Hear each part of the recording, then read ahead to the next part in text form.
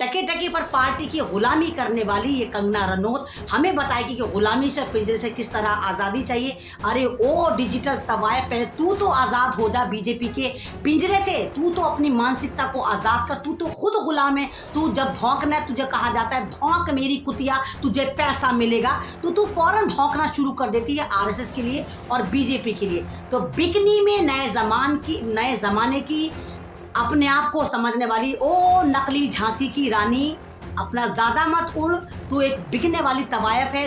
किसी का अधिकार नहीं है कि वो एक महिला को कहे कि तुम ये पहनो। आपको मैं कह रही हूँ वो स्कार्फ उतारो अपना। आप कहाँ भी जहाँ भी हो, मुझे क्या अधिकार है आपको ये कहने का? नहीं है, सिंपल। तमाम स्कूलों में हिजाब को ये लोग बैन करने की डिमांड कर रहे हैं। हिजाब का मतलब है सर को कवर करना। वो बच्चियों से मैंने जाकर बात करी और रुपयों के बच्चियों ने हमसे ये कहा कि जब हम स्कूल जाते हैं तो हम पूरा का पूरा अबाया ओढ़ कर जाते हैं, बुर्का ओढ़ कर जाते हैं, लेकिन हम जब क्लासरूम में जाते हैं तो हम अपना बुर्का उतार कर अपने बैग में रख देते हैं, लेकिन सर कवर करके रख लेते हैं।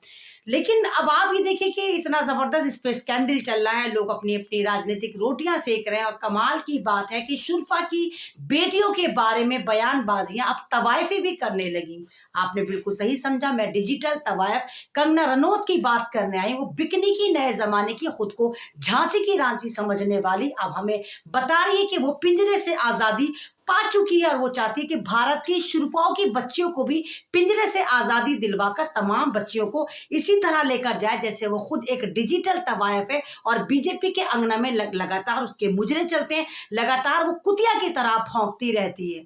अच्छा हुआ 12वीं फेल बुलबुल, तू 12वीं तक ही अटक कर रह गई। अगर तू बिकनी गर्ल कॉलेज में चली जाती तो तू पूरे भारत का माहौल खराब कर देती। तू ऐसी ऐसी जगह घर बर्बाद करती जो कि तूने करे हैं। अब आप देखिए कि हिजाब को लेकर लोग पॉलिटिकल बातें कर रहे हैं, लोग पॉलिटिकल इसको एजेंडा बना रहे हैं। कुछ कह रहे हैं कि हाँ भाई ये आज़ादी है, ये टेंट हाउस से आज़ादी है। सवाल ये उठता है, जब बिंदी से किसी को प्रॉब्लम नहीं, जब सिंदूर से किसी को प्रॉब्लम नहीं, जब साड़ी से किसी को प्रॉब्लम नहीं, और तो और जो हमारे सिख बिरादरान हैं, जो हमारी एक सिख कम्युनिटी है, जब वो पगड़ी पहन के जाते हैं, जिसको हम टर्बन भी कहते हैं, वो अपने पास एक छोटा सा हथियार जिसको वो किरपान कहते हैं वो रखते हैं। यानी अगर आज मुसलमानों को तुम टारगेट कर रहे हो तो कल तुम सिखों की पगड़ियों को टारगेट करोगे ना। यही चल रहा है ना।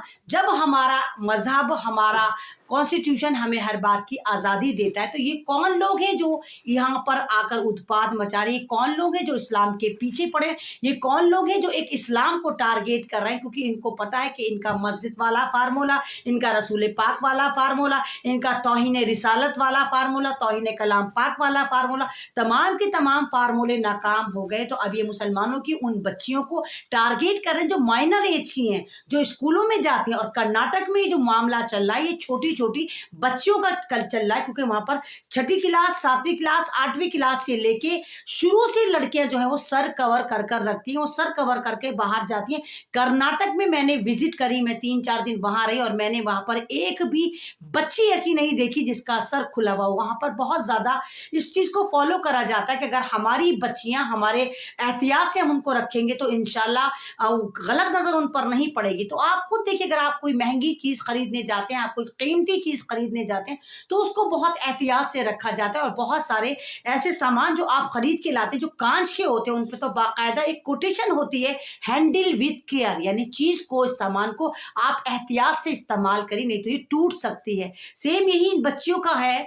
बच्चे किसी भी समाज की हो, लड़कियां किसी भी समाज की हो, इज्जत सबकी साझा होती है। और मैं सवाल करती हूँ इस समाज की इन भगवादारियों से, इन नाली के कीड़ों से, इन जाफरानी फंगसों से कि ये हमारी देवियां हैं हिंदू समाज में, सनातन धर्म में लामहदूद देवियां, क्या वो तमाम की तमाम बिकनी और पैंटी में नजर आती? तो ये कौन से समाज के गंदगी है जो हिजाब को लेकर टारगेट कर रहे हैं? हर समाज में औरत को ढका छुपा कर रखा जाता है। मैं कल बेंगलोर से जब फ्लाइट पकड़कर दिल्ली आ रही थी तो मैंने देखा, मेरी फ्लाइट में 3 लेडीज थी जो राजस्थानी थी, और वो राजस्थानी इतने जबरदस्त कपड़ों में थी। उनका घाघरा था जो कम से कम 6-7 मीटर का था, उन्होंने पूरी नीचे तक कमीज पहन रखी थी और ऊपर से दुपट्टा करके, ओढ़नी करके उन्होंने घूंघट काट रखा था। उनमें से कोई भी मुस्लिम समाज की नहीं थी। राजस्थान के समाज में देखिए कि आप, वो लोग घूंघट काट के रहती हैं, घूंघट पहन कर रहती हैं। आप किसी भी समाज में, अच्छे समाज में जाइए, वहां पर लड़कियों को ढका छुपा कर रखा जाता है। तो भारत को मॉडर्न करने के नाम पर क्या आप बिकनी को प्रमोट करना चाहते चाहते हैं? क्या आप भारत की उन बच्चियों को, तमाम बच्चियों को भारत के समाज में एक गंदगी बनाना चाहते हैं? वहां पर तमाम को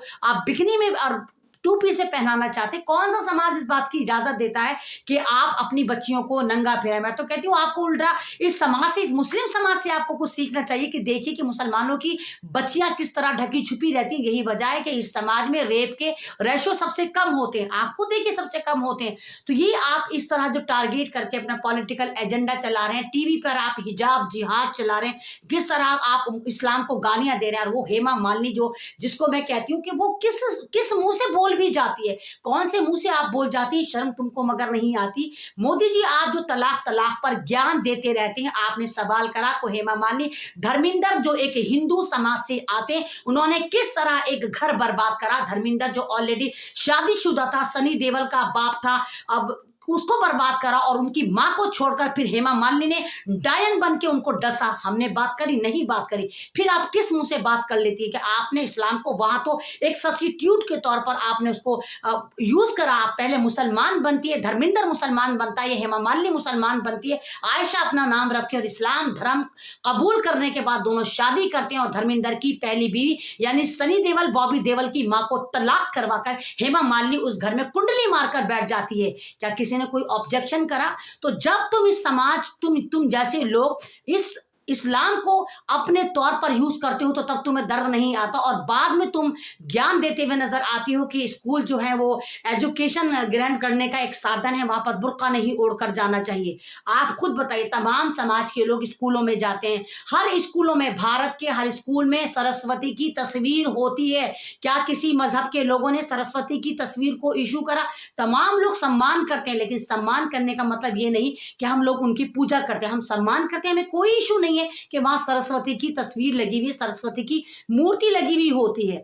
तो ये जो ड्रामेबाजी कर रहे हैं कि अंधकार से आजादी दिलाना चाहते, कौन से अंधकार की बात करते हैं आप?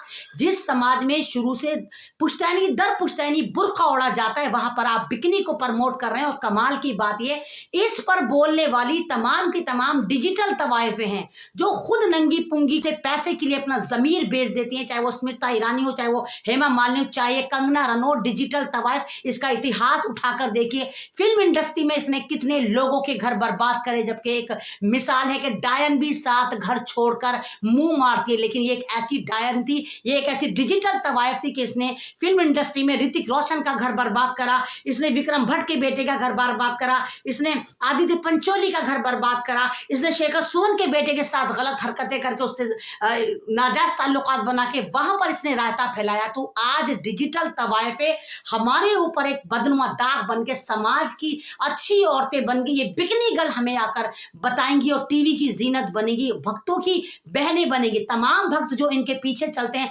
जरा मुझे बताएं, तुम अपनी बहनों को बिकनी में फिराओगे?